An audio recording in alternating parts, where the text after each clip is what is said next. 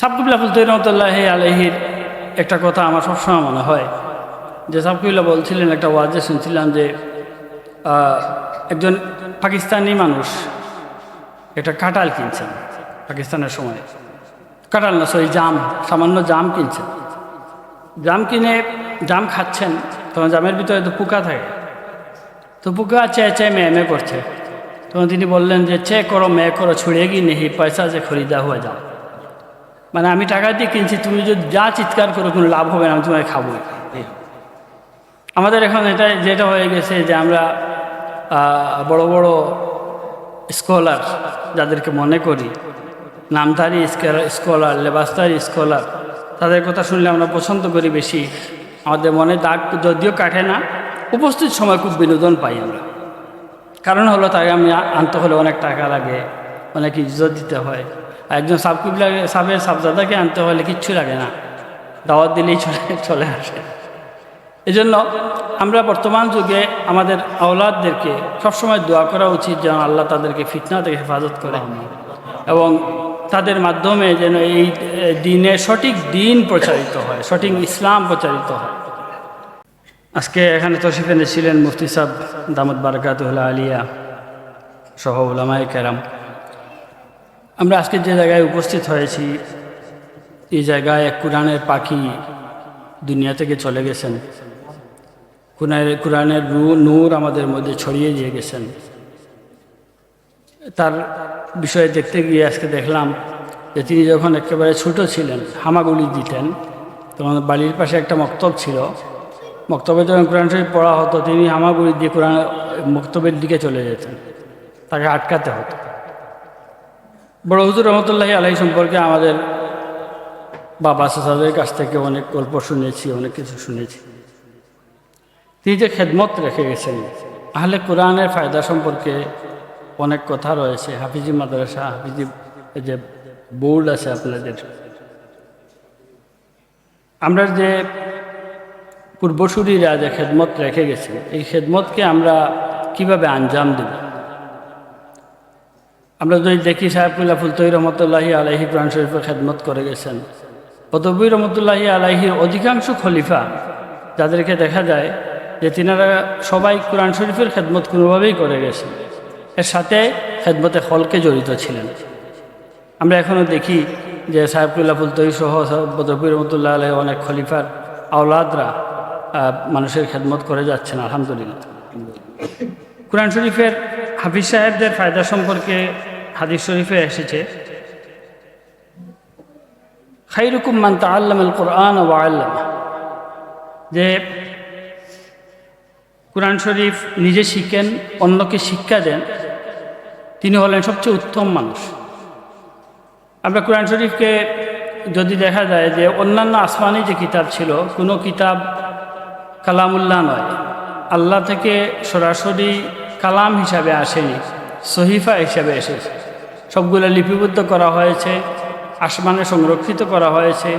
তারপরে ইনজিল বলেন, তাওরাত বলেন, সব কিছু নবীদের কাছে সহিফা হিসাবে, লিখিত হিসাবে পাঠানো হয়েছে। কিন্তু একমাত্র কোরআন শরীফ, যে কোরআন শরীফ সিনাতে দেওয়া হয়েছিল রাসূল পাক সাল্লাল্লাহু আলাইহি সাল্লাম, এই কোরআন শরীফ অন্যান্য যে সহিফাগুলো রয়েছে, অন্যান্য নবীদের উপর, রসুলদের উপর যা নাজিল হয়েছিল, কোনোটা মুখস্থ ছিল না, কেউ কোনো মুখস্থ করেননি কখনো। তাওরাত, জাবুর, ইনজিল এগুলো মুখস্থ করা হয়নি। একমাত্র কোরআন শরীফ আল্লাহ রাব্বুল ইজ্জত নিজে বলেছেন, ইন্না নাহনু নাযালনা যিকরা ওয়া ইন্না লাহু লাহাফিজুন, আমি এটা নাজিল করেছি এবং হেফাজতকারী এটা আমি। হেফাজতের মাধ্যম হলেন হাফিজ সাহেবগণ, এবং হাফিজ সাহেবদের মাধ্যমে আল্লাহ রাব্বুল ইজ্জত এই কোরআন শরীফ হেফাজত করছেন এবং কিয়ামত পর্যন্ত হেফাজত থাকবে ইনশাআল্লাহ। বর্তমান যুগে আপনারা দেখবেন যে কয়েকদিন আগে শুরু ছিল যে হ্যাঁ কোরআন শরীফ হিফজ করা যাবে না, না বুঝে। বাংলা অনুবাদ বুঝতে হবে, তফসির বুঝতে হবে, তারপরে অনুবাদ করতে, মুখস্থ করতে হবে। এই যে নতুন নতুন যে ঢং আছে, আমরা বলি এটা ঢং, ফিতনার তো অভাব নাই, এটাকে ডঙ্গ বলতে পারেন সাথে। কারণ হলো যে নতুন নতুন কথা, নতুন নতুন বিষয়। এখানে হাফিজি মাদ্রাসা, আপনারা অবশ্যই জানেন যে ইয়াকুবিয়া হিফজুল কোরআন বোর্ড সাফিউল্লাহ ফুলতহি রহমতুল্লাহি আলাইহি প্রতিষ্ঠা করেছিলেন। প্রতিষ্ঠার পর থেকে এখন পর্যন্ত আলহামদুলিল্লাহ প্রায় 850 মাদ্রাসা এই বোর্ডে অন্তর্ভুক্ত রয়েছে। আমাদের এখানে যে বোর্ড রয়েছে, এই বোর্ডের সাথে ইয়াকুবিয়া হিফজুল কুরআন বোর্ডের সমন্বয়, যোগাযোগ এবং পরীক্ষা পদ্ধতি এগুলা নিয়ে আমরা আলোচনা হচ্ছে। এবং আলহামদুলিল্লাহ যে যতগুলো বোর্ড আমাদের রয়েছে বাংলাদেশে, সব বোর্ডের একটা সমন্বিত রূপরেখা আস্তে আস্তে ইনশাল্লাহ হয়ে যাবে। আমরা কোরআন শরীফের হেফাজতকারী যারা, কোরআন শরীফের হাফিজ সাহেব যারা, তাদের সম্পর্কে হাদিস শরীফে এসেছে যে হাফিজ সাহেব যখন জান্নাতে প্রবেশ করবেন তাকে বলা হবে যে তুমি কোরআন শরীফ পড়তে থাকো আর উপরের দিকে উঠতে হবে। এখন কোরআন শরীফ পড়তে পড়তে তিনি আলা মাকামে চলে যাবেন। যতক্ষণ পর্যন্ত পড়বেন আলা মাকামের দিকে যেতে থাকবেন। এবং কোনো কোনো জায়গায় বর্ণনা এসেছে যে কোরআন বেহেস্তের যে সিঁড়িগুলো রয়েছে, এই সিঁড়িগুলোর সংখ্যা হলো কোরআন শরীফের আয়াতের সমান। এবং পড়তে পড়তে সর্বোচ্চ সিঁড়ি পর্যন্ত একজন হাফিজ সাহেবকে উঠতে পারবে। হাদিস শরীফে এসেছে একজন হাফিজ সাহেব 10 জন পর্যন্ত দুজক ওয়াজিব মানুষকে বেহেস্তে নিয়ে যেতে পারবে। আর যদি বিশেষ করে যদি বদরপুর রহমতুল্লাহি আলাইহি খলিফার মতো আমরা বড় হুজুর যে ছিলেন তাদের মতো মানুষ হলে আমরা তো দাবি রাখতে পারি, আমরা আশা রাখতে পারি তাদের রসিলে আল্লাহ রাব্বুল ইজ্জত আমাদেরকে জান্নাত নসিব করবেন। আমরা দেখেন আমরা সবাই সব জায়গায় সাহেব কিবলা ফুলতলি জিন্দাবাদ, বাঁচাও ইমান বাঁচাও দেশ, সাহেব কিবলার নির্দেশ মিছিলগুলো দিই না? এই মিছিলের বাস্তব রূপগুলো আমাদের মধ্যে আসে কি না? আমরা বুকে হাত দিয়ে কতটুকু বলতে পারবো যে সাহেব কিবলা ফুলতহি রহমতুল্লাহি আলাইহি শিখিয়ে দেওয়া পথ আমরা কতটুকু মানি? আমরা দেখেন যে সাহেব কিবলার কয়েকটি নির্দেশ ছিল, কয়েকটি দিক নির্দেশনা দিতেন তওবা বায়াতের পরে। এর মধ্যে একটি ছিল যে অন্যের ভালো দেখলে মন খুশি করবে। আমাদের কি অবস্থা তেমন? আমরা কারো ভালো দেখলে মনে করি যে এত উপরে উঠে যাবে, এর দামাতে হবে। সাহেব কিবলা ফুলতহি রহমতুল্লাহি আলাইহি বলে গেছেন যে প্রত্যেক দিন 200 বার দুরূদ শরীফ পড়তে হবে, 100 বার ইস্তিগফার শরীফ পড়তে হবে। আমরা যারা তাকে মানি, যারা তাকে অনুসরণ করি, কতজন বলতে পারবো যে আমরা প্রত্যেক দিন 200 বার দুরূদ শরীফ পড়ি? আলহামদুলিল্লাহ, আলহামদুলিল্লাহ। আমরা যাদের আমল আছে ভালো, কিন্তু আমরা সবাই চেষ্টা করা দরকার। বর্তমান ফিতনার যুগে একমাত্র ইবলিসের সহকর্মী বলেন, ইবলিসের স্থলাভিষিক্ত বলেন আমাদের মোবাইল। রাতে যদি মোবাইল আমরা 1 ঘন্টা 2 ঘন্টা না টিপি তাহলে ঘুম আসে না। ফজরের নামাজ পড়লাম কি পড়লাম না এটা পরের কথা, কিন্তু রাত্রে আমি মোবাইল টিপতে হবে। আপনারা যদি দেখেন আজ থেকে 20 বছর আগের কথা চিন্তা করেন যে মুরব্বী যারা আছেন তাদেরকে বললে যে আপনি কালকে কি করলেন, যে 2 ঘন্টা কোরআন শরীফ পড়ছি। আগামীকাল কি করবেন, যে ওজাইফ পড়ব। আপনাকে যদি জিজ্ঞাসা করা হয় আপনি কি করবেন, না ফেসবুকে তো অমুক এইটা বললো, এইটার জবাব কি হবে? এইগুলা থেকে আমরা বেরিয়ে আসা দরকার। আর বিশেষ করে আমাদের আকাবিরিন যারা আছেন, আমাদের মুরব্বী যারা চলে গেছেন, তাদের দেখানো পথ। যেমন আমি বড় হুজুরের নাতি, ওনার সাথে আলাপ হলো একটু আগে, যে আমি জিজ্ঞাসা করলাম যে বড় হুজুরের খলিফা আছেন কিনা, কতজন খলিফা আছেন? তখন তিনি বললেন যে তিনি এই মুরিদিনের লাইনে যাননি। উনি বলেছেন যে আমার মুর্শিদ আমাকে বলেছেন যে কোরআন শরীফের খেদমত করবো, আমি একমাত্র কোরআন শরীফের খেদমত করব। আমরা যদি এখন দেখেন পীরের অভাব নাই। আমি এই জন্য সব জায়গায় বলি আমরা কোনো পীরের মুরিদ নয়, আমরা আল্লাহর ওলির মুরিদ। কারণ পীরের এখন অভাব নাই। পীর এখন একটা মানে মানুষের ভালো চোখে দেখার মতো একটা শব্দ না পীর। এই জন্য আমরা সব পীর দেখব না। আপনারা দেখবেন এখন কয়েক বছর আগে দেখা গেছে যে ফুলতহি সাহেব কিবলা রহমতুল্লাহি আলাইহির খলিফা নামদারি কিছু মানুষ বের হয়েছেন যারা মানুষকে গুমরাহ করছেন। আলহামদুলিল্লাহ কিছু মানুষকে জব্দ করা হয়েছে, বন্ধ করা হয়েছে, কিছু হয়তো বা এখনও আছেন। যদি এমন কেউ থাকেন, আমরা শুধু একটা জিনিস যে লেবাস না দেখে, মানুষের বড় শরীর, বড় পাগড়ি, বড় কাপড় পরা, এই লেবাস না দেখে মানুষের ভিতরটা দেখা দরকার। ভিতর বোঝা কঠিন। কিন্তু চেষ্টা করবেন যে কেউ যদি এসে বলে যে আমি বড় হুজুরের খেদমতে ছিলাম 25 বছর, তিনি আমাকে খেলাফত দিয়ে গেছেন, কিন্তু সেই মানুষটার আপনি একটু ব্যাকগ্রাউন্ড চেক করেন, সেই মানুষটাকে দেখেন যে আসলে এই মানুষটা কি উপযুক্ত মানুষ কিনা। বড় হুজুর রহমতুল্লাহি আলাইহি যে খেদমাত করে গেছেন, দিনই যে খেদমাত করে গেছেন, এই খেদমাতকে কীভাবে সমৃদ্ধ করা যায় এটা আমরা চেষ্টা করি। আমরা এটা হলো তাদের তাকররুব পাওয়ার, তাদের ওসিলা পাওয়ার একমাত্র মাধ্যম হলো তাদের খিদমাতগুলোকে মানুষের কাছে পৌঁছে দেওয়া। আল্লাহ আমাদের সবাইকে তৌফিক দান করুক। এবং যে আর কোরআন শরীফের যে বোর্ড এখানে আছে, আজকে আপনাদের প্রতিযোগিতা হলো, প্রতিযোগিতার মাধ্যমে বাচ্চাদেরকে উৎসাহ দেওয়া এটা আমাদের নৈতিক দায়িত্ব, কর্তব্য। বাচ্চারা যে উৎসাহ পায় এটা দিয়ে তারা এগিয়ে যাবে। আর হাফিজি মাদ্রাসা যেগুলো আছে, আমাদের হাফিজি মাদ্রাসাগুলোর উচিত যে ছাত্রদেরকে মোটিভেশন করা, ছাত্রদেরকে আগ্রহী করা, যে শুধুমাত্র হাফিজ না হয়ে হিফজে শেষ করার পরে সেজন্য ভালো মুফাসসির হতে পারে, সেজন্য ভালো কারি হতে পারে, সেজন্য ভালো মুহাদ্দিস হতে পারে, দ্বীনের একজন দায়ী হতে পারে। এখন আপনি দেখবেন আরেকটা জিনিস খুব বেশি প্রচলিত বর্তমানে, যে উজ্জ্বল নক্ষত্র দেখছেন তো। আমি চিন্তা করলাম যে এত বেশি উজ্জ্বল নক্ষত্র যদি হয়, আল্লাহ রাব্বুল ইজ্জত তো আসমানে নির্ধারিত পরিমাণ নক্ষত্র রাখছেন। খুব বেশি যদি নক্ষত্রের সংখ্যা বাড়ে তাহলে তো আসমান ভেঙে পড়বে।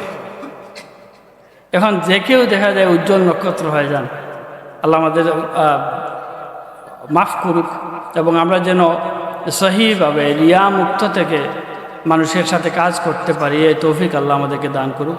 আমি আর কথা লম্বা করবো না। আসলে আমি যদি ভালো বক্তা হতাম তাহলে হয়তো অনেক সময় কথা বলতাম, ভালো বক্তা না আল্লাহর জন্য। সাহেব কিবলা ফুলতহি রহমতুল্লাহি আলাইহি কোরআন শরীফের যে খেদমত করে গেছেন, তার যে শ্রম, তার যে কষ্ট, তার বড় সাহেব সবসময় বলেন, বড় সাহেব দামাত বারাকাতুল আলিয়া কালকে পরশুদিন হাফিজ সাহেব যে প্রশিক্ষণে একটা কথা বলেছিলেন, আমার খুব পছন্দ হয়েছে। হাফিজ সাহেব থেকে বললেন যে আমরা কোরআন শরীফে গিলাফ লাগে, আর গিলাফটা যদি মাটিতে পড়ে আমরা এটা সাথে সাথে উঠিয়ে নিয়ে চুমা খাই, কোনো অবস্থায় পা দিয়ে এটা সরাই না।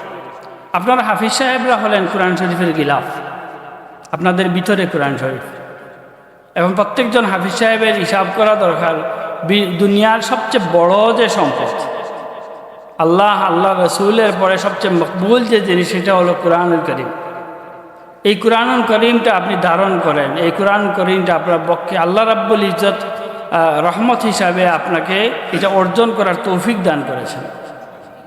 এখন আপনাকে দেখে মানুষ শিখবে। একজন হাফিজ সাহেবের ইজ্জতটা কি? একজন মাদ্রাসায় যদি কেউ ভর্তি হয়, আলিয়া মাদ্রাসায় একজন স্কুলে ভর্তি হয়, সেই মানুষটাকে কিন্তু কোনো স্যার, হুজুর বা সাহেব যুক্ত করা হয় না। কিন্তু হাফিজি মাদ্রাসায় যখন একটা ছাত্র ভর্তি হয়, নাজেরায় ভর্তি হয়, সাথে সাথে কেউ বললেই বলে হাফিজ সাহেব আসছে। এই যে হাফিজ সাহেবের যে ইজ্জত, এই ইজ্জতটা আপনাকে রাখতে হবে, ধরে রাখতে হবে। আপনি যখন এই মাদ্রাসায় পড়েন, আপনার গ্রামে যাবেন, সবাই দেখবেন যে আপনার অন্য চোখে দেখে। আপনি একটা মসজিদে ইমামতির জন্য দেখা যায় যদি 5 জন মানুষ আছেন উপযুক্ত, যে হাফিজ সাহেব তাকে কিন্তু আগে দেওয়া হয়। এই জন্য হাফিজ সাহেবদের উচিত হলো নিজেদের আদব, আখলাক, লেবাস সব দিকে খেয়াল রাখা। একটা বিষয় দেখেন, আমরা অনেক সময় অনেক জায়গায় শুনি, কষ্ট লাগে।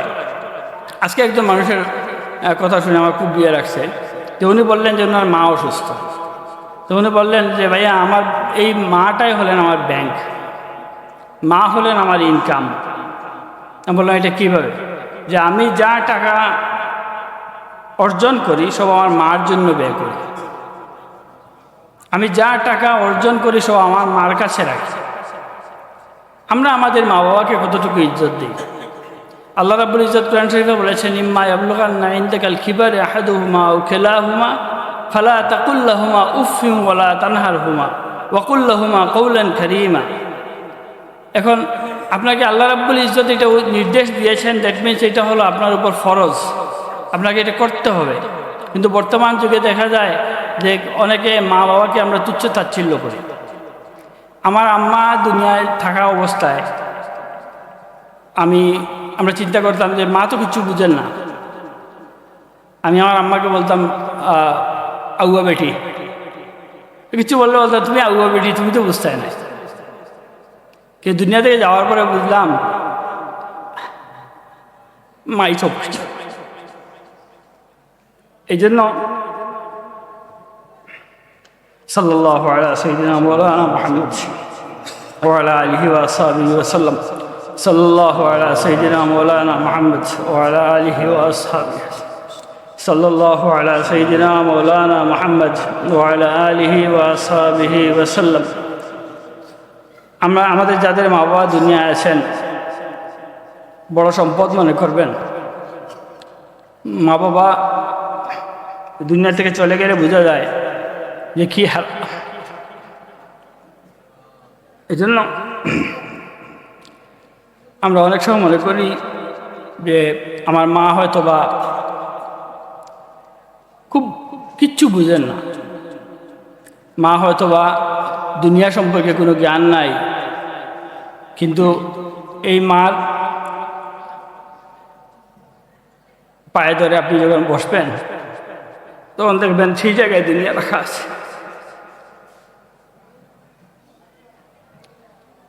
আমরা আমাদের মা বাবার ইজ্জত করব। আর বিশেষ করে আপনি আপনার মা বাবা দুনিয়া থেকে চলে গেলে তারা যাদেরকে মায়া করতেন, তারা যাদের সাথে সম্পর্ক রাখতেন তাদেরকে সাথে সম্পর্ক রাখবেন। আপনার ছিলা রহমি আত্মীয়তার বন্ধন, যেটা হলো যে সাত সিঁড়ি পর্যন্ত, 7টা স্তর পর্যন্ত যারা ছিলা রহমি সম্পর্ক না রাখে তাদেরকে বলা হয়েছে কঞ্জুস ব্যক্তি, তাদেরকে বলা হয়েছে অমানবিক ব্যক্তি। আপনি আপনার আত্মীয়দের সাথে সম্পর্ক রাখবেন, আপনার আসাতাজায়ে কেরামের সাথে সম্পর্ক রাখবেন। বিশেষ করে আমি হাফিজ সাহেবদের উদ্দেশ্যে বলবো, আপনারা যে মাদ্রাসায় পড়েন, যে জায়গায় পড়েন সেই মাদ্রাসার সাথে সম্পর্ক রাখা, সেই মাদ্রাসার উস্তাদদের সাথে সম্পর্ক রাখা আমাদের এটা নৈতিক দায়িত্ব। আল্লাহ আমাদের তৌফিক দান করুক। আমি দোয়া করে শেষ করব। আল্লাহ আমাদের সবাইকে তৌফিক দান করুক এবং এই মাহফিলকে আল্লাহ কবুল করুক, এবং আমরা যেন এই মাহফিলের কারণে বড় হুজুর রহমতুল্লাহি আলাইহির ওসিলায় আল্লাহ রাব্বুল ইজ্জত আমাদের দুনিয়া আখিরাতের মঙ্গল এনায়েত করে। যে বাচ্চারা এখানে আছেন, যারা খেদমতে আছেন, আল্লাহ রাব্বুল ইজ্জত সবার খেদমতকে তৌফিক কবুল করুক। আমি এক দোয়া করে শেষ করব। সাল্লাল্লাহু আলা সাইয়্যিদিনা মাওলানা মুহাম্মদ ওয়া আলা আলিহি ওয়া আসহাবিহি ওয়া সাল্লাম। সাল্লাল্লাহু আলা সাইয়্যিদিনা মাওলানা মুহাম্মদ ওয়া আলা আলিহি ওয়া আসহাবিহি ওয়া সাল্লাম। সাল্লাল্লাহু আলা সাইয়্যিদিনা মাওলানা মুহাম্মদ ওয়া আলা আলিহি ওয়া আসহাবিহি ওয়া সাল্লাম। আস্তাগফিরুল্লাহ, ইন্নাল্লাহা গফুরুর রহিম। আস্তাগফিরুল্লাহ, ইন্নাল্লাহা গফুরুর রহিম। আস্তাগফিরুল্লাহ রাব্বি মিন কুল্লি যামবিন ওয়া আতুবু ইলাইহি ওয়া লা হাওলা ওয়া লা কুওয়াতা ইল্লা বিল্লাহিল আলিয়্যিল আযীম। আল্লাহুম্মা আমিন। আলহামদুলিল্লাহি রাব্বিল আলামিন ওয়াসসালাতু ওয়াসসালামু আলা সাইয়্যিদিল মুরসালিন ওয়া আলা আলিহি ওয়া আসহাবিহি আজমাইন। ربنا ظلمنا أنفسنا وإن لم تغفر لنا وترحمنا لنكونن من الخاسرين. ربنا اغفر لنا ولوالدينا رب ارحمهما كما ربياني صغيرا.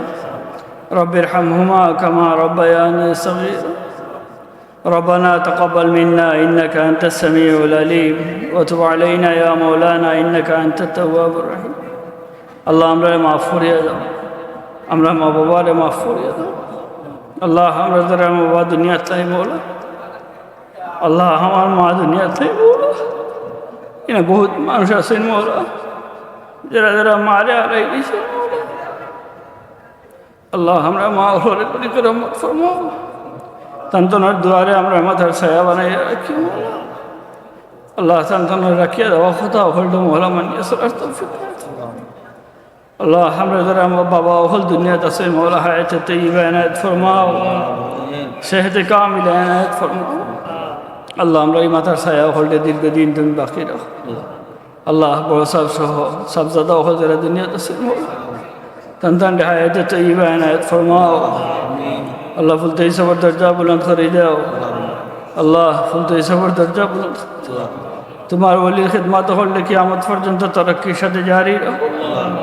আল্লাহ আমরা গুনাহের কারণে ওলাই খিদমত হলটে তুমি দাগ ফেলাইও না ইয়া আল্লাহ। আল্লাহ বড় হুজুরের দরজা বুলন্দ করে দাও মৌলা তোমার বন্ধায় সারা জিন্দগি কুরআনের খেদমত করিয়ে গেছে আল্লাহ তার খেদমতটা তুমি কবুল ফরমাও তান রাখিয়ে দেওয়া খেদমত রাখিয়ে আমার পর্যন্ত তরক্কির সাথে জারি রাখিও মৌলা আল্লাহ এই মাদ্রাসারে তুমি কবুল ফরমাও আল্লাহ এই মাদ্রাসারে তুমি উন্নতি এনায়ত ফরমাও এই মাদ্রাসার খেদমতে যারা আসেন মৌলা তন্দায় যা যায় খায়ের এনায়ত ফরমাও ইয়া আল্লাহ আমরা সব আমরা তোমার ওয়াস্তে বানাইয়ে দাও আমরা এই রিয়া থেকে হেফাজত ফরমাও কিবির হাসদ থেকে আমরা হেফাজত ফরমাও আল্লাহ বর্তমানে ফিতনার যুগ মৌলা আল্লাহ আমরা সব ফিতনা থেকে হেফাজত ফরমাও আমরা আওলাদ হলদে মৌলা ফিতনা থেকে হেফাজত করে মানুষ মানে তৌফিক আল্লাহ যারা বেটি আওলাদ আছেন মৌলা বালা গড়ের ব্যবস্থা করে দাও ইয়া আল্লাহ আমরা কোনো গাড়ি দলিল করিও না মৌলা আল্লাহ মাইশে আমরা একমাত্র মোহব্বত করেন তোমার অলির আল্লাহ আমরা কারণে মৌলা তোমার আউলিয়া কেরামর মান গুণহানের কমাইও না মৌলা দুনিয়া আখেরা তো আমরা কারণে আমরা মা বাবা আমরা মুর্শিদের মুখে আন্দাইল করিও না ইয়া আল্লাহ আল্লাহ এই মাহফিলের প্রথম থেকে শেষ পর্যন্ত তুমি কবুল ফরমাও وفرض أمري إلى الله إن الله بصير بالعباد بفضل سبحان ربك رب العزة عما يصفون وسلام على المرسلين والحمد لله رب العالمين